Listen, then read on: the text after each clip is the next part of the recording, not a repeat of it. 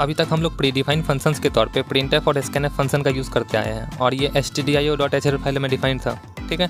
इसका हमने बहुत यूज़ किया था, ठीक है ना। और इसके बिना तो प्रोग्राम मानो अधूरा ही है। और इसके अलावा भी हमने दो और फंक्शंस पढ़ा था जो कि conaio.href फाइल में डिफाइंड था। वो था एक clr scr जो कि स्क्रीन को क्लियर करता था और दूसरा था getch, ठीक है। हालांकि इसका हमने यूज़ बहुत ही कम किया था क्योंकि ये दोनों जो काम करता है वो हमारा एडवांस आईडी ऑटोमेटिक कर ही देता है, ठीक ना। इसीलिए हमने इसका बहुत ही कम यूज़ किया था, ठीक है। और आज हम लोग दो और प्री डिफाइंड फंक्शंस को पढ़ेंगे जो कि हमारा पॉव फंक्शन और एक sqrt फंक्शन। ये देखो, पॉव फंक्शन जो है पावर निकालने का काम आता है और sqrt स्क्वायर रूट निकालने का काम आता है। ये दोनों जो फंक्शन है ये math.h फाइल में डिफाइंड है। देखो, math.h फाइल में ही बहुत सारे फंक्शंस डिफाइंड है, लेकिन आज हम लोग दो मेन ही फंक्शंस को पढ़ेंगे जो है पॉव और एक sqrt। इसके अलावा भी देखो, जैसे लॉग निकालने वाला फार्मूला जो हम लोग पढ़ चुके थे क्लास 11th 12th में, वो भी निकाल सकते हैं। और एक हमारा ट्रिगोनोमेट्रिक फंक्शन जिसमें कि साइन, कॉस, टेन, सेक, कॉसेक, कॉट ये सब आता है, ठीक है ना। तो अगर टाइम बचा तो ये भी देख लेंगे, नहीं तो हम लोग इसमें दो मेन फंक्शन को पढ़ने वाले हैं जो कि हमारा पॉव फंक्शन और एक है sqrt function. So welcome all of you again guys to this channel and to the series of C programming. और आज इस सी प्रोग्रामिंग का ट्यूटोरियल नंबर 11 है। तो चलो हम लोग वीडियो स्टार्ट कर लेते हैं और सबसे पहला फंक्शन हम लोग पॉव फंक्शन को पढ़ते हैं। तो देखो, नाम से ही पता चल रहा है कि ये पॉव फंक्शन जो है ये पावर निकालने के काम में आता है, ठीक है। तो हम लोग एक एक करके इसका पॉइंट देख लेते हैं। सबसे पहला पॉइंट क्या है कि ये जो है एक प्री डिफाइंड फंक्शन है। ये तो हम अभी तक पढ़ते आ ही रहे हैं। लिख लेते हैं, it is a pre defined function, ठीक है। और ये किस हेडर फाइल में डिफाइंड है? It is defined in math.h header file, math.h header file. अब देखो ये किस काम में आता है, तो हम तो जानते हैं ये पावर निकालने काम है, तो वही भी लिख लेते हैं हम लोग। It is use to calculate n to the power p, ठीक है। यानी ये पावर निकालने का काम आता है। यहाँ पे n क्या है हमारा? ये n हो गया हमारा बेस और ये p क्या हो गया हमारा? पावर। फॉर एग्जांपल, अगर जैसे हमें 2 के पावर में 5 कैलकुलेट करना रहे तो यहाँ 2 क्या कहलाएगा? हमारा बेस कहलाएगा। और ये 5 क्या कहलाएगा? हमारा पावर कहलाएगा। और 2 टू द पावर 5 का वैल्यू कितना होता है? इसका मतलब हो गया 2 को 5 बार मल्टीप्लाई करना पड़ेगा। 2 इंटू 2 इंटू 2 इंटू 2 इंटू 2 यानी होता है हमारा 32। अब यही चीज़ हम देखेंगे कि कंप्यूटर में इसे कैलकुलेट कैसे करेंगे पॉव फंक्शन की हेल्प से, ठीक ना। तो इसका एक बार सिंटैक्स देख लेते हैं कि हम लोग इसका यूज़ कैसे करेंगे। तो सिंटैक्स में हम क्या लिखेंगे? सबसे पहले लिखेंगे पॉव और यहाँ पे n देंगे और यहाँ पे p देंगे। यानी फर्स्ट वैल्यू हमारा बेस होगा और सेकंड वैल्यू हमारा पावर होगा, ठीक ना। तो ये हमें कैलकुलेट कर देगा n के पावर में p, यानी ये कैलकुलेट करके दे देगा, ठीक है। एग्जाम्पल के तौर पे अगर हमें 2 टू दी पावर 5 का वैल्यू हुई इस मेथड से कैलकुलेट करना था तो कैसे करेंगे? देखो, इसके लिए हम क्या लिखेंगे? पावर लिखेंगे और n के जगह पे हम दे देंगे 2, ठीक है। कॉमा लगाएंगे और 5 लिख देंगे, यानी 2 के पावर में 5 जो है कैलकुलेट कर देगा ये वैल्यू, ठीक है। और इसके लिए math.h स्टार्टिंग में लगाना मत भूलना, math.h हेडर फाइल को इंक्लूड करना मत भूलना, ठीक है। तो इस तरीके से हम लोग पावर फंक्शन की हेल्प से पावर कैलकुलेट कर सकते हैं। तो चलो एक बार इसका प्रैक्टिकल करके कंप्यूटर पर भी देख लेते हैं और उसके बाद हम क्या करते हैं, इस पे बेस्ड कुछ क्वेश्चंस करते हैं और उसके बाद हम लोग नेक्स्ट प्री डिफाइंड फंक्शन को पढ़ते हैं जो कि हमारा sqrt, ठीक है। चलो चलते हैं अपने कंप्यूटर स्क्रीन पे। देखो, मैंने सी का बेसिक स्ट्रक्चर लिख कर रखा है, ठीक है। अब हम इसमें क्या करेंगे कि यूज़र से इनपुट लेंगे, बेस इनपुट लेंगे, पावर इनपुट लेंगे और उसे कैलकुलेट कर लेंगे, ठीक है। देखो, जैसे हम आउटपुट चाहते हैं, पहले हम आउटपुट लिख लेते हैं कि हमें दिखाना कैसा है। देखो, जब तुम आउटपुट अपने से बना लोगे ना एक बार तो प्रोग्रामिंग करना आसान हो जाता है। तो हम चाहते हैं कि देखो ऐसे लिखा है इंटर बेस, ठीक है, और नीचे लिखा है इंटर पावर, ठीक है, और नीचे लिखा है जैसे मान लो बेस में दे दिया 2, ठीक है, और पावर में दे दिया 5, तो नीचे में यहाँ पर लिखा आना चाहिए 2 टू दी पावर 5 इज़ कितना होता है? 32 होता है। तो ऐसे प्रिंट होना चाहिए, ठीक है। मान लेते हैं कि हम फ्लोट में लेंगे तो हम पॉइंट भी दिखाना चाहते हैं, तो 0.00 आ जाए और 5 के बाद भी यहाँ 0.00 आ जाए और 0.00 ऐसे आ जाए, ठीक है। तो हम मान के चलते ये हमें आउटपुट दिखना चाहिए, तो इस अनुसार हम लोग कोड लिख लेते हैं। क्या करेंगे यहाँ पे? सबसे पहले हम क्या करते हैं, जहाँ पे वेरिएबल का जरूरत होगा वहीं पे हम वेरिएबल डिक्लेयर करेंगे, सबसे स्टार्टिंग में डिक्लेयर नहीं करेंगे। और देखो, इसमें एक एरर ये भी आएगा क्योंकि हमने math.h हेडर फाइल को इंक्लूड नहीं किया, तो एरर हमें देखने को मिलेगा। तो चलो अभी हम लोग इंक्लूड नहीं करते, बाद में इंक्लूड करेंगे, पहले एक बार एरर देख लेंगे क्या जनरेट होता है। तो हम लोग क्या करते हैं, इंट ले लेते हैं, b लेते हैं बेस लेने के लिए, ठीक है, और printf से मैसेज लिख लेते हैं क्योंकि हमें इंटर बेस वाला मैसेज प्रिंट करवाना है, तो printf के थ्रू करेंगे। तो लिखेंगे इंटर बेस, ठीक है। और सेमीकोलन से टर्मिनेट करेंगे स्कैन एफ और परसेंटेज। अच्छा, इंट को छोड़ के फ्लोट में ही ले लेते क्या, क्योंकि बेस अगर मान लो कोई यूज़र फ्लोट में दे दिया, पॉइंट वाला दे दिया, और पावर भी पॉइंट वाला दे दिया, तब कैसे कैलकुलेट करेंगे, इसे हम फ्लोट में ही रहने देते हैं, ठीक है। तो परसेंटेज एफ लिखेंगे और वैल्यू लेके जाओ m% बी, तो बी के पास लेके चले गया। अब क्या करते हैं, फ्लोट टाइप का एक बना लेते हैं पी, ठीक है, पावर के लिए। तो हम फिर से लिखेंगे प्रिंट एफ, एक काम करते हैं कॉपी पेस्ट कर लेते हैं, थोड़ा टाइम सेव हो जाएगा। तो यहाँ इंटरबेस की जगह लिख लेते हैं पावर, और यहाँ बी की जगह लिख लेते हैं पी, ठीक है, ये पावर के लिए, ठीक है। तो हम ले लिए। अब हमें क्या करना है, प्रिंट करना है। उससे पहले हम कैलकुलेट करना पड़ेगा हमें, ठीक है। तो कैलकुलेट कैसे करेंगे, एक मान लो हम बना लेते हैं फ्लोट टाइप का रिजल्ट, ठीक है, और इसमें हम अपना रिजल्ट को प्रिंट करवाएंगे। तो रिजल्ट इक्वल्स टू क्या लिखेंगे, फंक्शन था पाव, और ब्रैकेट स्टार्ट करेंगे, यहाँ पे लिखेंगे बेस, यानी बेस है हमारा बी और पावर है हमारा पी, ठीक है। लास्ट में सेमीकोलन देंगे। देखो मैंने जब थ्योरी बता रहा था मैं सेमीकोलन लिखना भूल गया था, ठीक है, तो उसी का माइंड मत करना, लेकिन सिंटैक्स ऐसा ही होता है। तो ये हो गया रिजल्ट कैलकुलेट। हम क्या करते हैं, प्रिंट करवा लेते हैं, प्रिंट एफ। अब देखो 2.00 पॉइंट के बाद 2 ही डिजिट प्रिंट कराना है, तो कैसे प्रिंट कराएंगे, तो हम लिखेंगे परसेंटेज पॉइंट 2f, ये मैंने बता चुका हूँ पिछले वीडियो में, ठीक है। तो इस तरीके से हम लोग 2 डिजिट प्रिंट करा सकते हैं। फिर टू द पावर, फिर 5.00, तो ये कैसे होगा, परसेंटेज पॉइंट 2f, ठीक है, इज़, फिर परसेंटेज पॉइंट 2f, ठीक है। तो अब हमें पहला वैल्यू कहाँ से लाना है, ये वाला, तो ये हमें वैल्यू लाना है जो बेस देगा वो, यूज़र जो बेस देगा वो, फिर कॉमा पी पावर के लिए, फिर अगला वैल्यू लाना है रिजल्ट से, ठीक है। लास्ट में सेमीकोलन लगाएंगे और रिटर्न 0 है ही। देखो मैंने यहाँ पर math.html फाइल इंक्लूड नहीं किया है, तो एरर देगा। पहले और इसे बिल्ड कर लेते हैं, यानी कंपाइल कर लेते हैं, ठीक है। एक बार लॉग खोल के देख लेते हैं कुछ एरर वगैरह तो नहीं हुआ है। तो ये देखो वार्निंग आ रहा है, इम्प्लिसिट डिक्लेरेशन ऑफ फंक्शन पॉ, मतलब पॉ इसे समझ में आ ही नहीं रहा है कि ये जो है ये है क्या, ठीक है। हालांकि एरर तो थ्रो नहीं किया, लेकिन वार्निंग जरूर आया, ठीक है। एक बार रन करा के देखते रन होता है क्या। रन तो हो रहा है हमारा, एक्चुअली होना तो नहीं चाहिए, पर देखते हैं काम कर रहा है कि नहीं। 2 3 काम तो कर रहा है, लेकिन इंक्लूड लेकिन करना मस्ट होता है, ठीक है। लेकिन एरर दिखाना चाहिए यार, इंक्लूड, लेकिन हमें इंक्लूड करना ज़रूरी है, ठीक है। इंक्लूड हम करेंगे ही, math.h, ठीक है। आप देखो, अब हम फिर से इसे रन कराते हैं। देखो रन हो गया। देखो हालांकि उसमें भी रन हो गया था, लेकिन तुम हमेशा इंक्लूड करना ही करना, ठीक है। तो बेस देंगे, जैसे मान लो 2 दे दिए, पावर देंगे 3, तो 2 to the power 3 is 8.00 print हो रहा है, ठीक है। पॉइंट के बाद 2 डिजिट ही प्रिंट हो रहा है। अब मान लो डेसिमल वैल्यू दे के देखते हैं। एक काम करते हैं, अब एक ब्लैक बैकस्लैश दे देते ताकि लाइन भी चेंज हो जाए, और इस बार देते हैं हम मान लो 2.5 देते हैं, अब पावर देते हैं 2 दे देते हैं, तो क्या होगा 2.50 टू दी पावर 2 इज़ 6.25। बात सही है, 2.5 का पावर 2 करोगे तो 6.25 मिलेगा ही, ठीक है। और मान लो एक पावर भी हम डेसिमल में दे के देखते हैं, फिर से रन करते हैं। मान लो दे दिए हम 2.5, पावर दे दिए 2.5, ये भी दे देते हैं, तो देखो 9.8 सही से कैलकुलेट हो रहा है। तो इस तरीके से हम लोग पावर फंक्शन का यूज़ कर सकते हैं, ठीक है। तो देखो हमने एक पिछले वीडियो में एक प्रोग्राम बनाया था एरिया ऑफ सर्कल कैलकुलेट करने का, ठीक है। तो हम जो है उसमें क्या करते थे, पाई आर स्क्वायर रहता था, ठीक है। तो हम आर स्क्वायर की जगह हम आर इंटू आर लिखते थे, लेकिन आज हम लोग पावर फंक्शन की हेल्प से वो करेंगे, ठीक है। तो देखो हम एक न्यू फाइल क्रिएट करते हैं और एरिया ऑफ सर्कल कैलकुलेट करेंगे। फटाफट से इसे कर लेते हैं, area of circle dot c, ठीक है। एक काम करते हैं, कोड को कॉपी पेस्ट करते हैं बेसिक स्ट्रक्चर को, और बीच से ये हटा लेते हैं। हम फ्लोट टाइप का एक बनाते हैं रेडियस लेने के लिए आर, और एक A R radius area calculate करने के लिए, ठीक है।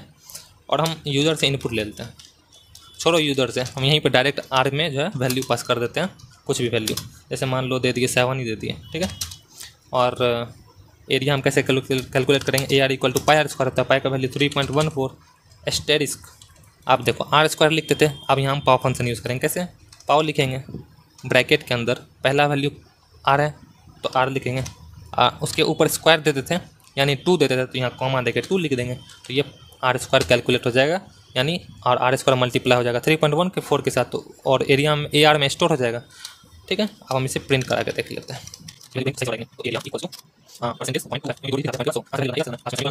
और रन करते हैं। तो देखो एरिया इक्वल टू 153.86, यानी सही से काम कर रहा है हमारा। ठीक है, तो इस तरीके से हम लोग पाव फंक्शन का यूज़ कर सकते हैं। अब देखो जैसे ये जो 3.14 इंटू पाव ये लिखे हैं, तो ये हम डायरेक्ट इसके जगह पे AR के जगह पे ये भी लिख सकते हैं। ठीक है, देखो इसे कमेंट आउट कर देते हैं। 3.14, ज़रूरी नहीं कि हमें एक्स्ट्रा वेरिएबल बनाना पड़े, बट क्लैरिटी के लिए हम एक्स्ट्रा वेरिएबल बनाते हैं। आप देखो इसे रन कराते हैं, F9 प्रेस करेंगे तो देखो फिर भी कैलकुलेट हो रहा है। तो हमें ज़रूरी नहीं कि हमें एक एक्स्ट्रा वेरिएबल बनाना पड़े, बिना बनाए भी हम ऐसे कर सकते हैं, बट क्लैरिटी के लिए कि ज़्यादा हमें विजिबिलिटी मिले इसीलिए हम लोग यहाँ पे ऐसे करते हैं। ठीक है, तो इस तरीके से हम लोग क्या कर सकते हैं, पाव फंक्शन को यूज़ कर सकते हैं। तो चलो अब हम लोग इसी पे बेस्ड जो है एक होमवर्क लिख लेना कि वॉल्यूम ऑफ क्यूब कैसे कैलकुलेट करेंगे। क्यूब में क्या होता है, side into side into side, यानी 3 बार मल्टीप्लाई करना पड़ेगा। तो तुम ये कर लेना। ठीक है, और वॉल्यूम ऑफ सिलेंडर निकाल लेना। क्या होता है formula, pi r square h, तो इसमें आर स्क्वायर है तो तुम ये पाव फंक्शन से कर लेना। ठीक है, और लास्ट में एच रहता है उसको मल्टीप्लाई कर देना। ठीक, तो ये तुम्हारा होमवर्क रह गया। तो चलो अब हम लोग पढ़ लेते हैं अपने नेक्स्ट फंक्शन को। अब देखो अगला फंक्शन है हमारा SQRT फंक्शन। देखो नाम से ही पता चलता है ये स्क्वायर रूट निकालने के काम में आता है। ठीक है, तो चलो हम लोग इसका भी पॉइंट देख लेते हैं। तो ये जो है it is also a pre defined function, यानी ये भी सब के तरह एक प्री डिफाइंड फंक्शन है। नेक्स्ट पॉइंट है हमारा, इट इज़ डिफाइंड इन, ये भी math.h हेडर फाइल में डिफाइंड है। It is defined in math.h header file. ठीक है, अब देखो इसका काम क्या है। नेक्स्ट पॉइंट में यही लिख लेते हैं कि it is used to calculate square root. ठीक है, square root of a given number, यानी जो भी नंबर दोगे तुम उसका ये स्क्वायर रूट निकाल के आपको दे देगा। ठीक है, तो इसका एक बार सिंटैक्स देख लेते हैं। सिंटैक्स क्या है हमारा, हम पहले लिखेंगे SQRT और ब्रैकेट में देंगे कोई भी नंबर। ठीक है, जैसे कि हमें जिस भी नंबर का निकालना रहे हम वो नंबर यहाँ पे पास करेंगे। ठीक है, जैसे कि एग्जांपल देखते हैं। मान लो कि हमें कैलकुलेट करना रहे 64 का स्क्वायर रूट। तो क्या होता है 64 का स्क्वायर रूट, ये होता है, जैसे स्क्वायर रूट लिख लेते हैं 64, इसका क्या होता है 8 होता है। ठीक है, तो इसका जो है स्क्वायर रूट कैसे निकालेंगे इस फंक्शन के थ्रू, तो हम क्या लिखेंगे SQRT लिखेंगे और ब्रैकेट में 64 को पास कर देंगे। तो ये हमें क्या वैल्यू दे देगा, सेमीकोलन भी लगाएंगे लास्ट में। ठीक है, तो ये हमें क्या वैल्यू ला के दे देगा, 8 वैल्यू ला के दे देगा। ठीक है, तो ये हमारा आंसर हो जाएगा। तो इसी तरीके से हम लोग स्क्वायर रूट निकाल सकते हैं किसी भी नंबर का। ठीक है, ज़रूरी नहीं कि ये परफेक्ट ही नंबर हो, जैसे कि हम 72 भी लिख सकते हैं या फ्लोटिंग नंबर भी लिख सकते हैं। ठीक है, जैसे कि 80.2 लिख देंगे तो इसका भी स्क्वायर रूट हमें निकाल के दे देगा। ठीक है, तो चलो हम लोग इसका भी प्रैक्टिकल कंप्यूटर पर करके देख लेते हैं। अब देखो मैंने फिर से एक बेसिक स्ट्रक्चर कोड लिख लिया है। ठीक है, तो अब हम क्या करते हैं कि इसमें स्क्वायर रूट कैलकुलेट करेंगे। ठीक है, तो हम एक बार देख लेते हैं आउटपुट कैसा दिखना चाहिए। तो हम एक बार लिख लेते हैं पहले। देखो इससे प्रोग्रामिंग तुम्हारा आसान हो जाएगा। मैं बार बार कहता हूँ ऐसा ही करना, पहले आउटपुट लिख लेना तुम कैसा शो करवाना चाहते हो। तो हम चाहते हैं पहले इंटर नंबर दे। ठीक है, यूज़र नंबर दे दे और उसके बाद जो नंबर आएगा मान लो दे दिए 64। ठीक है, तो यहाँ पे मैसेज आना चाहिए स्क्वायर रूट ऑफ 64 इज़ कितना होता है 8 होता है। ठीक है, ऐसा आना चाहिए, या मान लो पॉइंट में दे देगा तो हम क्या करेंगे पॉइंट वाला भी कर लेते हैं, 0.00 इज़ 8.0 ऐसे प्रिंट होना चाहिए। ठीक है, तो इसको एक साइड कर लेते हैं और थोड़ा सा इसको ऐसे कर लेते हैं। अब हम कोड लिखना चालू करते हैं। तो हम क्या करते हैं पहले फ्लोट टाइप का एक बना लेते हैं नंबर देने के लिए NUM। ठीक है, और एक मान लो RES बना लेते हैं, रिजल्ट जिसमें स्टोर होगा, या रिजल्ट बना लेते हैं पूरा। ठीक है, अब हम क्या करते हैं प्रिंटफ लिखेंगे, इसके अंदर लिखेंगे इंटर नंबर। अब दे देगा इसमें नंबर, इसको स्कैन कर लेंगे किसमें %f स्कैन कर लेंगे हम NUM में। ठीक है, तो नंबर आ गया हमारे पास। अब हम क्या करेंगे कैलकुलेट करेंगे स्क्वायर रूट को। तो इसके लिए हम क्या कर लेंगे रिजल्ट में स्टोर करेंगे रिजल्ट इक्वल्स टू, अब कैसे क्या था सिंटेक्स SQRT और ब्रैकेट के अंदर हम एक नंबर को पास कर देते हैं जो कि हम बनाए थे NUM। ठीक, आप देखो रिजल्ट में आ गया है नंबर। हम क्या करते हैं प्रिंट करा लेते हैं अपने नंबर को। तो द स्क्वायर रूट ऑफ, इस तरह से हम आउटपुट चाहते हैं तो हम क्या लिखेंगे स्क्वायर रूट ऑफ 64 को कहाँ से लाना है, 64 क्या हमारा नंबर है तो हमें लाना है नम से, यानी %.2f और इज़ %.2f। ठीक है, और पहला वैल्यू है हमारा कहाँ से NUM से और दूसरा वैल्यू है हमारा रिजल्ट्स। लास्ट में सेमी कॉलन देंगे। तो ये देखो हमारा कोड रेडी है। अब इस बार रन करा के देखते हैं। नंबर पूछ रहा है, मान लो 64 दे दिए, तो स्क्वायर रूट ऑफ 64.00 इज़ 8.00, यानी सही से काम कर रहा है। देखो एक बैक स्लैश एन छूट गया है, तो यहाँ बैक स्लैश एन दे देते हैं ताकि लाइन चेंज हो जाए हमारा। ठीक, अब देखो F9 प्रेस करते हैं, इस बार 64 देते हैं, स्क्वायर रूट ऑफ 64 सही से काम कर रहा है। दूसरा नंबर दे देते हैं, पॉइंट वाला नंबर दे देते हैं, मान लो 70.7 दे देते हैं, तो 8.41 आ रहा है, सही से काम कर रहा है। ठीक है, तो इस तरीके से हम लोग क्या करते हैं, स्क्वायर रूट को कैलकुलेट कर सकते हैं। चलो इसी पे बेस्ड क्या है कि मान लो आपको जो है स्क्वायर का एरिया दे रखा है। ठीक है, आपको उसका साइड कैलकुलेट करना है। कैसे कैलकुलेट होगा, तो अब देखो एरिया क्या होता है स्क्वायर का, साइड इंटू साइड। ठीक है, यानी साइड स्क्वायर लिख सकते हैं, रूट के अंदर डाल देंगे एरिया को, तो हमारा साइड निकल जाएगा। तो ये आपका होमवर्क रह गया। ठीक है, आप किसी स्क्वायर का आपको साइड कैलकुलेट करना है अगर उसका एरिया दे रखा हो तो। ठीक है, तो ये आपका होमवर्क है। तो चलो अब हम एक काम करते हैं कि एक ऐसा एग्जाम्पल लेते हैं जिसमें कि हमारा पाव फंक्शन भी आ जाए, स्क्वायर रूट फंक्शन भी आ जाए। ठीक है, तो इसके लिए हम लोग एक राइट एंगल ट्रायंगल का एग्जांपल लेते हैं। देखो आपने बचपन में पढ़ा होगा, एक राइट एंगल ट्रायंगल होता था। ठीक है, इसका एक एंगल 90 डिग्री होता था, ये वाला। ठीक है, इसके सामने जो है ये हाइपोटेनियस होता था जिसे हम H से डिनोट करते थे, और ये बेस होता था B से और P से परपेंडिकुलर। ठीक है, और पाइथागोरस थ्योरम से हम क्या करते थे, एक फार्मूला लिखते थे। क्या था वो formula, H square equals to P square plus B square. ठीक है, अब मान लो हम क्या करते हैं कि इस क्वेश्चन में हम लोग हाइपोटेनियस कैलकुलेट करना चाहते हैं, तो H निकालना चाहते हैं, तो क्या करेंगे, स्क्वायर को उस साइड भेजेंगे तो स्क्वायर रूट में कन्वर्ट हो जाएगा, यानी H equals to under root P square plus B square. इसी तरह हम लोग P भी कैलकुलेट कर सकते हैं। ठीक है, लेकिन इस क्वेश्चन में हम लोग क्या करते हैं, H ही कैलकुलेट करते हैं, यानी ये वैल्यू हमें चाहिए। तो देखो इसको हम लोग कैसे पाव फंक्शन और स्क्वायर रूट फंक्शन के मिक्सचर से लिख सकते हैं। ठीक है, तो देखो हमें सबसे पहले यह क्या कैलकुलेट करना पड़ेगा, पहले हम P स्क्वायर कैलकुलेट करना पड़ेगा। ठीक है, तो देखो ये कैसे कैलकुलेट होगा। ठीक है, तो हम क्या लिखेंगे, पाव लिखेंगे और P लिखेंगे और इसके कॉमा देके 2 लिखेंगे, तो ये क्या कैलकुलेट कर देगा, P स्क्वायर। ठीक है, अब अगला हमें बीच में प्लस देना है, तो यहाँ पे प्लस दे देंगे। ठीक है, फिर अगला है B स्क्वायर, तो B स्क्वायर कैसे होगा, पाव लिखेंगे, B लिखेंगे, कॉमा 2 देंगे, तो ये B स्क्वायर कैलकुलेट कर देगा। ठीक है, अब हमें क्या करना है, इसे स्क्वायर रूट में बंद करना है, ऐसे करना है। तो इसके लिए हम क्या करेंगे, तो स्टार्टिंग में ही SQRT लिख लेंगे और ऐसे कर देंगे। ठीक है, तो ये क्या कर देगा, हमें ये कैलकुलेट करके दे देगा। ठीक है, और इसे हमें स्टोर करना है H के अंदर, तो हम यहाँ पे H इक्वल्स टू ऐसे लिख लेंगे, तो ये हमें कैलकुलेट करके दे देगा हाइपोटेनियस राइट एंगल ट्रायंगल का। तो इस तरीके से हम लोग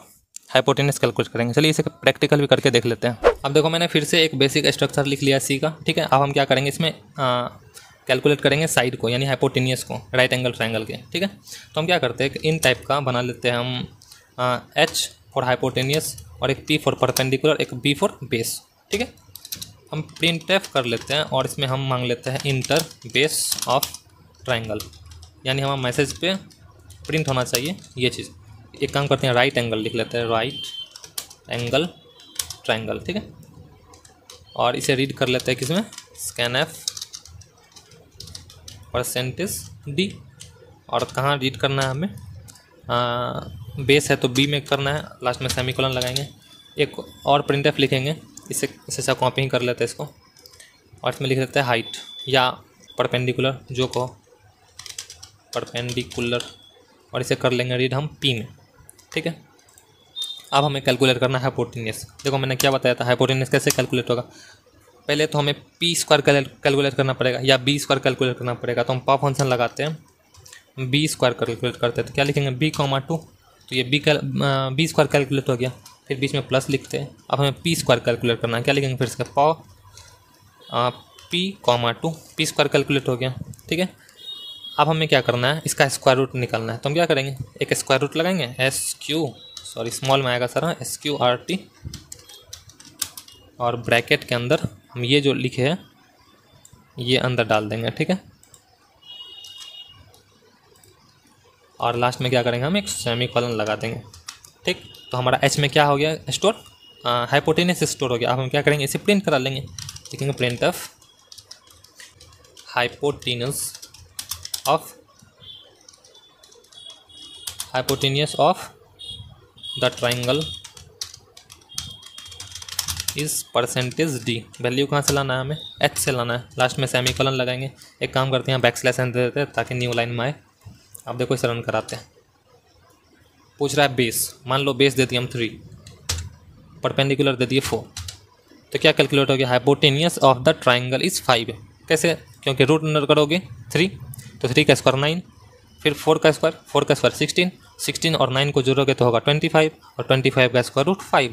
तो इस तरीके से हमारा राइट एंगल ट्राइंगल का हम हाइपोटेनियस कैलकुलेट कर सकते हैं, और इस तरीके से हम लोग मिक्स्ड पावर फंक्शन और स्क्वायर रूट फंक्शन को अपने प्रोग्राम में यूज़ कर सकते हैं। ठीक है, अब चलो हम लोग कुछ प्री डिफाइंड ट्रिगोनोमेट्रिक फंक्शंस वो भी पढ़ ही लेते हैं। ठीक है, देखो ट्रिगोनोमेट्रिक फंक्शन में क्या क्या आता था, हाँ टी एफ लिख लेते हैं ट्रिगोनोमेट्रिक फंक्शन। इसमें क्या कहता था, साइन आता था, कॉस आता था, टेन आता था, सेक आता था, कॉसेक आता था, कॉट आता था। ठीक है, तो ये जो है हम कैलकुलेट कर सकते हैं।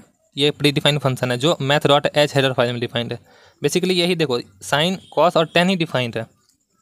सेक कॉसेक कॉट इसके हेल्प से हम लोग कैलकुलेट कर सकते हैं। कैसे, देखो साइन का रिवर्स क्या होता है, कॉसेक होता है। क्यों, क्योंकि अगर साइन पता है तो हम 1 से डिवाइड देंगे तो कॉसेक हमें पता चल ही जाएगा। इसी तरह कॉस का रिवर्स होता है सेक, इसी तरह टेन का होता है कॉट। ठीक है, अगर हमें साइन निकाल लेंगे तो इससे ये पता चल जाएगा, कॉस से ये पता चल जाएगा, और टेन से ये पता चल जाएगा। ठीक है, अब देखो इसका हमें यूज़ कैसे करना है अपने प्रोग्राम में।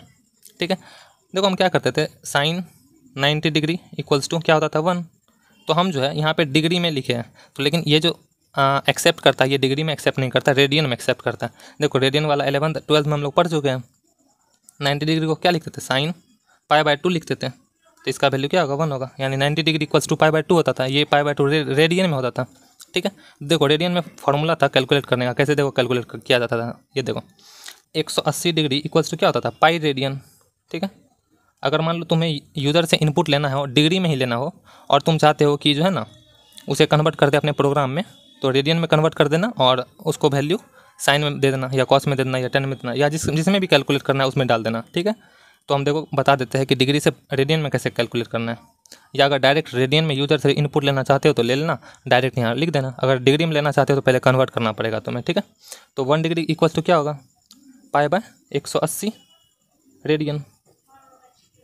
ठीक है, अब मान लो n डिग्री है, n कुछ भी हो सकता है। ठीक है, तो π/180 इंटू n करना पड़ेगा। ये किस में आ जाएगा, रेडियन में आ जाएगा। यानी हमें कन्वर्ट करना रहे डिग्री से रेडियन में, तो हम क्या करेंगे, π/180 करेंगे, उसको n से मल्टीप्लाई कर देंगे। ठीक है, तो ये हमें रेडियन में कैलकुलेट करके दे देगा वैल्यू। ठीक है, तो इसी का हम लोग यूज़ करेंगे अभी। देखो मान लो कि यूज़र जो है एक n नाम का वेरिएबल बना लेते हैं, मान लो इसमें डिग्री में देता है वैल्यू। ठीक है, यूज़र, और हम चाहते हैं एक p नाम का वेरिएबल बना लेते हैं, इसमें जो है हम रेडियन में कन्वर्ट करेंगे। तो हम क्या लिखेंगे, p इक्वल्स टू, अब देखो पाई डायरेक्ट हम इसमें लिख नहीं सकते, तो पाई का वैल्यू देना पड़ेगा। तो हम क्या लिखेंगे, 3.14 डिवाइड 180, इसको ब्रैकेट में बंद कर देंगे, इंटू कर देंगे किससे, n से, यानी n हमारा डिग्री वाला है, तो ये कन्वर्ट कर देगा रेडियन में और इसे स्टोर कर देगा p में। ठीक है, तो p जो है हमारा रेडियन वैल्यू स्टोर कर रहा है। ठीक है, अब हम लोग क्या करेंगे, मान लो साइन का वैल्यू हमें कैलकुलेट करना रहे, तो हम क्या करेंगे, साइन लिखेंगे और ब्रैकेट में p को पास कर देंगे।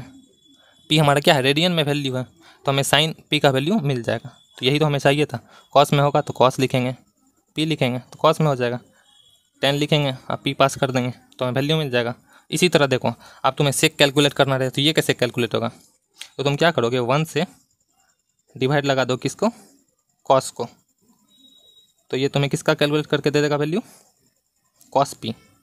ठीक है, तो ये कैलकुलेट कर देगा सेक का वैल्यू। ठीक है, क्योंकि हमने 1/cos किया है, सेक का रिवर्स कॉस होता है। इसी तरह अगर हमें साइन का करना रहे तो हम क्या करेंगे, 1/cosec कर देंगे, तो ये किसका वैल्यू कैलकुलेट करके दे देगा हमें, सॉरी कॉसेक नहीं, यहाँ पे साइन होगा। ठीक है, साइन, तो 1/sin करेंगे तो ये हमें कॉसेक में वैल्यू रिटर्न कर देगा, तो वो हो जाएगा कॉसेक का वैल्यू। ठीक, इसी तरह हम क्या करेंगे, 1 को 10 से डिवाइड दे देंगे 10p से, तो ये हमें कॉट में वैल्यू रिटर्न करके दे देगा। ठीक है, तो इस तरीके से हम साइन का कर सकते हैं, कॉस का, 10 का, सेक का, कॉसेक का, कॉट का। ठीक है, तो चलो हम लोग एक बार इसका प्रोग्राम भी कंप्यूटर पे करके देख लेते हैं। अब देखो मैंने फिर से सी का बेसिक स्ट्रक्चर लिख लिया। अब हम इसमें क्या करेंगे कि हम साइन, कॉस, टेन ये सब वैल्यू कैलकुलेट करेंगे। ठीक है, तो हम क्या करते हैं, इन टाइप का एक बना लेते हैं n, जो हमें यूज़र डिग्री में वैल्यू देगा। ठीक है, और एक हम बना लेते हैं p, जिसको हम क्या करेंगे, रेडियन में स्टोर करेंगे। एक काम करते हैं, फ्लोट में बना लेते हैं और प्रिंटफ लिख लेते हैं, और इसमें क्या करते हैं, इंटर एंगल इन डिग्री, मान लो डिग्री में लिख दिया। ठीक है, और ये डिग्री में दे देगा, और इसे स्कैन कर लेंगे एक काम करते हैं, इसका नाम DEG लिख देते हैं ताकि समझ में भी आए यार कि है क्या। ठीक है, ऐसे रीड कर लेंगे, परसेंटेज F और M% लगाएंगे, DEG लिखेंगे। ठीक है, तो ये कैलकुलेट हो गया। अब हम क्या करेंगे, और इसको जो हम कर लेते हैं RAD लिख लेते हैं रेडियन के लिए। ठीक है, अब हम रेडियन में कैलकुलेट करेंगे। तो कैसे कैलकुलेट करेंगे, तो हम लिखेंगे RAD इक्वल्स टू, क्या था हमारा formula, pi by 180 into N यानी डिग्री। तो हम यहाँ पे पाई है 3.14 डिवाइडेड बाय 180, और इसे क्या करेंगे ब्रैकेट में लिख लेते हैं और लास्ट में मल्टीप्लाई कर देंगे DEG के साथ। ठीक है, तो ये हमें कैलकुलेट कर देगा, ये इतना दूर वैल्यू कैलकुलेट कर देगा रेडियन में, और इसे RAD में स्टोर करा लिए। अब हमें क्या करना है, साइन का वैल्यू चाहिए, तो हम printf लिखेंगे और यहाँ लिख देंगे साइन, जो भी मैसेज देना हो, द वैल्यू, या ऐसे लिख लेते हैं साइन, ब्रैकेट में लिख लेते हैं percentage F percentage point 2F degree is equal to, दे देते हैं यहाँ पे वैल्यू परसेंटेज पॉइंट 2F। पहला वैल्यू कहाँ से लाना है, हम पहला वैल्यू लाना है जो डिग्री में देगा वो डिग्री, और दूसरा वाला जो ये वैल्यू है ये तो हमें रिजल्ट देगा ना, तो ये रिजल्ट कहाँ से आएगा, हमें इससे आएगा। ठीक है, आप देखो रन कराते हैं, 90 देंगे तो साइन 90 डिग्री इक्वल्स टू 1 आ रहा है। ठीक है, साइन 0 दे के देखते हैं, साइन 0 आ रहा है। ठीक है, तो इस तरीके से हमारा सही काम कर रहा है कोड। ठीक है, इसी तरह हम क्या करेंगे, यहाँ पे मान लो हमें कॉस का निकालना रहेगा तो यहाँ कॉस लिख देंगे और यहाँ भी कॉस कर देंगे तो सही से मैसेज हमें दिखने लगेगा। फिर 10 का भी कर सकते हैं, तो ये तुम खुद कर लेना, हम इसका रिवर्स निकाल के दिखा देते हैं। तुम्हें चाहिए किसका, कॉसेक का। ठीक है, तो यहाँ पर लिख लेते हैं मैसेज में कॉसेक, COSEC।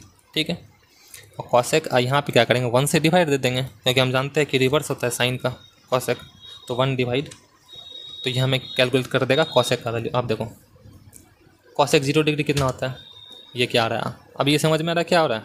देखो कॉसेक 0 क्या होता है, 1 बाय साइन 0, और 1 बाय साइन 0 यानी 1/0, तो 1/0 तो अनडिफाइंड हो गया, इसीलिए ये वगैरह वगैरह चीज़ प्रिंट हो रहा है। ठीक है, तो अनडिफाइंड चीज़ यहाँ पे कैसे शो होगा, तो इसीलिए गार्बेज वैल्यू समझ लो, कुछ गार्बेज वैल्यू में प्रिंट हो रहा है। तो हम 90 दे के देखते हैं, तो 1 प्रिंट हो रहा है। कैसे, कॉसेक 90 क्या होता है, 1 बाय साइन 90, 1 बाय साइन 90 क्या होगा, 1/1 यानी 1 प्रिंट होगा, तो 1 शो हो रहा है हमारा। ठीक है, तो इस तरीके से हम लोग अपने प्रोग्राम में ट्रिगोनोमेट्रिक फंक्शन का यूज़ कर सकते हैं। अब तुम्हें अगर यहाँ पे सेक का वैल्यू चाहिए होगा तो यहाँ क्या करना है, 1 बाय कॉस कर देना, क्योंकि कॉस का रिवर्स होता है सेक।